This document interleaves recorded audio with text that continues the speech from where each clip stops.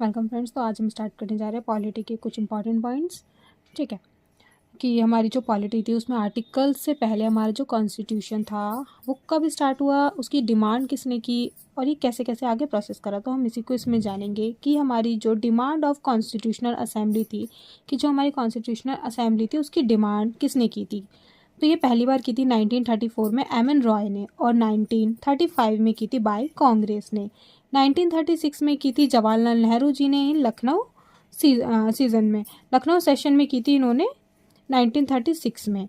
ठीक है, तो ना अगर एग्जाम में पूछ लिया जाए कि फर्स्ट टाइम डिमांड किसने की थी, तो आप ये कंफ्यूज मत हो जाना कि कांग्रेस या एम.एन. रॉय। तो आपको ये भी पता होना चाहिए कि फर्स्ट एम.एन. रॉय ने की थी, फिर उसके बाद कांग्रेस हमारी पार्टी ने की थी।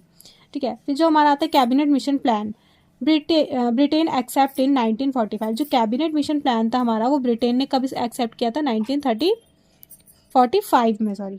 ठीक है, उसके बाद ये कॉन्स्टिट्यूशनल असेंबली की हमारी मीटिंग्स हैं। इससे पहले हम ये जानेंगे इसमें कि जो हमारी कॉन्स्टिट्यूशनल अमेंडमेंट थी उसकी जो सीट्स थी, कॉन्स्टिट्यूशनल असेंबली जो होने जा रही थी उसकी जो सीट्स थी वो कितनी थी, टोटल 389 थी। ठीक है, उसमें से 296 इलेक्टेड थी ब्रिटेन इंडिया, ब्रिटिश इंडिया की, और 93 नॉमिनेटेड थी प्रोविजनल स्टेट्स की।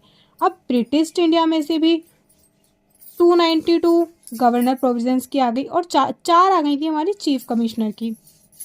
ठीक है, तो वैसे तो इतना डीपली कभी नहीं पूछता है क्वेश्चन इसमें, लेकिन हम ये चीज़ ध्यान रखेंगे इसका जो ये वाला क्वेश्चन है कि टोटल सीट्स इतनी थी और इतनी इलेक्टेड हुई और इतनी नॉमिनेटेड हुई। आप इलेक्टेड और नॉमिनेटेड में कंफ्यूज मत होना। इलेक्टेड का ये होता है कि जिसमें लोग वोट कर लेते हैं, ठीक है, वोट के हिसाब से फिर चुने जाते हैं, और नॉमिनेटेड में ये होता है कि जो राजा होता है वही इलेक्ट कर लेता है अपने उससे जो उसको ठीक लगता है। ठीक है, उसके बाद जो हमारे इलेक्शन हुए थे, हमारे इलेक्शन कब हुए थे, वैसे हमारे जो इलेक्शन हुए थे ना वो डायरेक्टली नहीं थे, indirectly election, not directly elected by people. इसमें हमारी जो 3 कमिटीज़ में हुए थे, हमारे जो थे मुस्लिम, सिख और जनरल। ठीक है, ये 3 पार्टीज में हुए थे। अब इसमें जो भी हुआ उसमें से टोटल मिला के मतलब जो देखा जा रहा था वो 10 लाख लोगों पे एक सीट थी।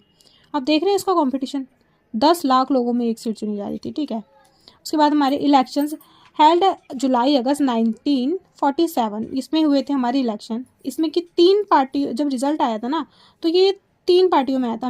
मेजॉरिटी कांग्रेस में हुई थी, 208 सीट थी, मुस्लिम लीग में थी 73 सीट्स, इंडिपेंडेंट में थी 15 सीट्स।